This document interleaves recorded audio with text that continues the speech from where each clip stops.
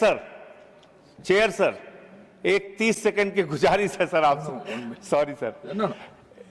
Sir, ये साथी जो आज रिटायर हो रहे हैं, पहले ये व्यवस्था थी कि जो भी हमारे सदन से रिटायर होते थे लोग, उनको इस दरवाजे के बाहर तक आने की इजाजत थी सर। उनसे हम लोगों का मिलना जुलना हो पाता था, हम लोग एक दूसरे के साथ बैठ के बातचीत कर पाते थे। आज जो लोग रिटायर हो रहे हैं, इनके लिए भी ये बंदिशें समाप्त की जाए। पहले जैसे हमारे एमपीज, एक्स एमपीज आ पाते थे, वैसे ही उनके आने की व्यवस्था कर दीजिए। आपकी बड़ी कृपा होगी, ऐसी मैं आपसे प्रार्थना करता हूं। और अंत में मैं आदरणीय हरवंश जी का बहुत आभारी हूं। और इस बीच कभी उनसे कई बार बातचीत में मैं थोड़ा ज़्यादा तेजी से बोलने की आदत है, तो उनसे कोई तलखी हुई हो तो मैं उसके लिए क्षमा प्रार्थी हूं सर। बहुत बहुत धन्यवाद। धन्यवाद मान्यवर, आपने इस विदाई भाषण पर मुझे अपनी बात कहने का मौका दिया। मान्यवर, विदा करना किसी को हमेशा बहुत ही पीड़ादायक और भावनात्मक पल होता है।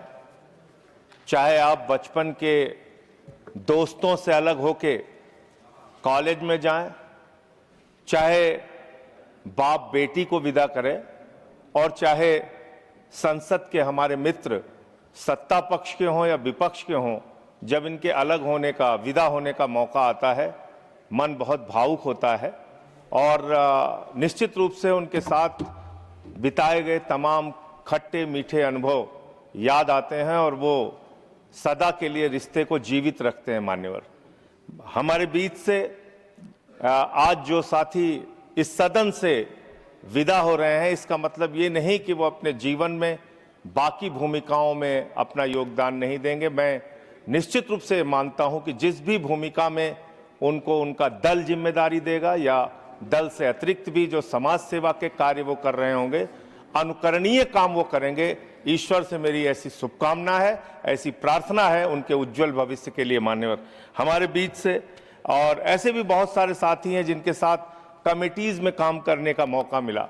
मान्यवर, ये बात भी है कि जब हम लोग कमेटीज में काम करते हैं तो वहाँ दल की ये जो दूरी है वो कम रहती है, ज़्यादा मिलना होता है, अच्छे से एक दूसरे को जानने का मौका मिलता है, और जो गलतफहमियां रहती हैं वो कई बार बहुत दूर होती हैं। तो इनमें से बहुत सारे ऐसे मित्र हैं जो उधर भी हैं और इधर भी हैं, उनसे बड़े अच्छे और गहरे रिश्ते रहे इन 6 वर्षों में। दिग्विजय सिंह जी जो रिटायर हो रहे हैं सदन से, शक्ति सिंह गोविल जी, साकेत गोखले जी, प्रियंका चतुर्वेदी जी, फौजिया जी, नीरज डांगी जी, एलंगो जी, रामचंद्र जी और अयोध्या राम रेड्डी जी, रितोव्रत बनर्जी जी, रजनी पाटिल जी, कलिता जी, मुन्ना भाई हमारे, वो भी हमारे साथ कमेटी में रहे, अंजू बाला जी, सुमेर सिंह जी, हमारे प्रेमचंद गुप्ता जी, आदरणीय प्रेमचंद गुप्ता जी, सुरेश रेड्डी जी, संगमम जी, अब्दुल्ला जी, सीमा द्विवेदी जी जो हमारे जौनपुर से हैं, उत्तर प्रदेश से, राम जी। मैं इन सबको और जो भी और बाकी सदस्य जिनका मैं नाम नहीं ले पा रहा हूं, उनके लिए उज्जवल भविष्य की मैं शुभकामनाएं करने के साथ साथ मान्यवर, आपसे एक विनती और प्रार्थना करना चाहता हूं, एक अनुरोध करना चाहता हूं। मान्यवर सभापति जी, कृपा करके एक 30 सेकंड की गुजारिश है सर आपसे।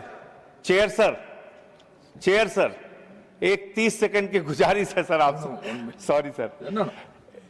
सर, ये साथी जो आज रिटायर हो रहे हैं, पहले ये व्यवस्था थी कि जो भी हमारे सदन से रिटायर होते थे लोग, उनको इस दरवाजे के बाहर तक आने की इजाजत थी सर। उनसे हम लोगों का मिलना जुलना हो पाता था, हम लोग एक दूसरे के साथ बैठ के बातचीत कर पाते थे। आज जो लोग रिटायर हो रहे हैं, इनके लिए भी ये बंदिशें समाप्त की जाए। पहले जैसे हमारे एमपीज, एक्स एमपीज आ पाते थे, वैसे ही उनके आने की व्यवस्था कर दीजिए। आपकी बड़ी कृपा होगी, ऐसी मैं आपसे प्रार्थना करता हूं। और अंत में मैं आदरणीय हरवंश जी का बहुत आभारी हूं।